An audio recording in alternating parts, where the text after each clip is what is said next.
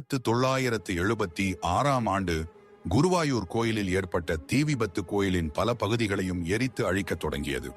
அந்த நெருக்கடியான தருணத்தில் புனித குருவாயூர்ப்பன் சிலையின் பாதுகாப்புக்கு யாரும் முன்வர இயலாத சூழல் நிலவியது.